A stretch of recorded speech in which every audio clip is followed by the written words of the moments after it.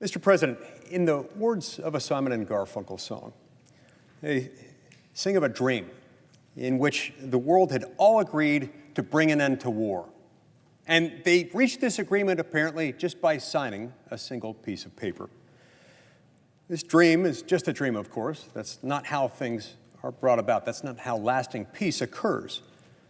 But the dream echoes the stated aspirations that led to the creation and eventually the perpetuation of the United Nations. But as history unfolded, the stark reality has not lived up to those lofty aspirations. We've witnessed failure upon failure, and yet the 20th century notion of a collective world peace still lingers in the minds of the American foreign policy establishment. It's a notion that believes that somehow U.S. participation and leadership within the United Nations is a foundational pillar of our security and our strength. A glance at the world today, however, reveals the harsh truth. Enduring global peace remains just a dream. While the corridors of the United Nations were designed for diplomacy, it now serves as a place where America's adversaries, people who trample on diplomatic principles and even human dignity itself, to say nothing of national sovereignty, sponsor initiatives that fly in the face of our foundational principles and values. Just last November, we saw Iran, known for its support of terrorist groups and its systemic targeting of Jewish people, chairing a UN human rights event, actually chairing it.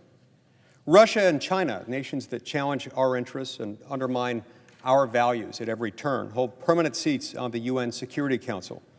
China, for its part, also continues to enjoy the benefits of developing nation status, exploiting UN programs and other monetary benefits for questionable gain. Now, the United States, as the UN's largest funder, ends up tacitly supporting these things through its funding. The largest contributor to the UN's budget is the United States. The Biden administration continues to fund, indirectly, groups like Hamas through the United Nations Relief and Works Agency, known for its anti-Semitic indoctrination. Similarly, the previous administration halted funding for United Nations Population Fund due to its support for coercive abortion practices in China. The bloated bureaucracy of the UN epitomizes the very foreign entanglements that our founding fathers warned against. The global security environment of today underscores the urgency of reasserting American sovereignty.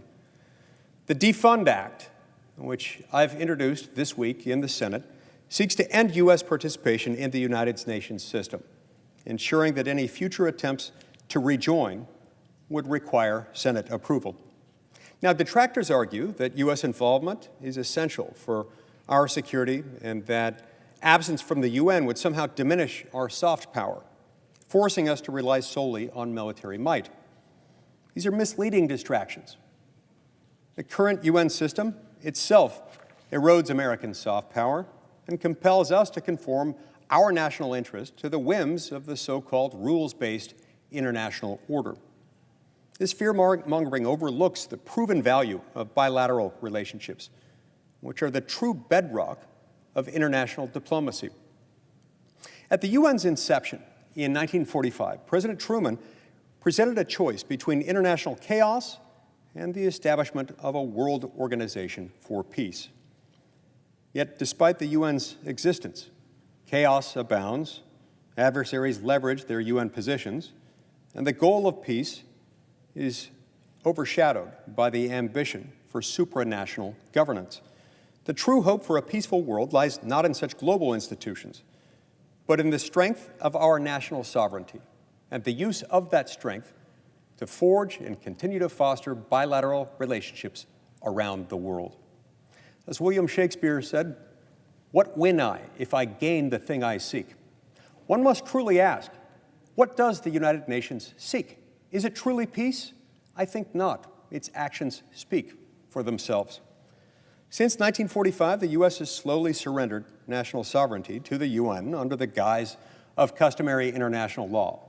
And under this broad aspirational goal of somehow bringing peace and harmony through this international organization. An international organization that is itself utterly untethered from the electoral politics of any country. They very much operate as an island unto themselves once they enter the halls of the UN. Now, we in the United States finance a very significant portion of the UN, much of it voluntarily, with no obligation to do so. Our generosity has been misused to empower terrorists, foment hate, facilitate coercive practices abroad, and in many, many ways undermine our values. The DEFUND Act aims to restore American independence from the UN's bureaucracy. It will repeal the Foundational Participation Act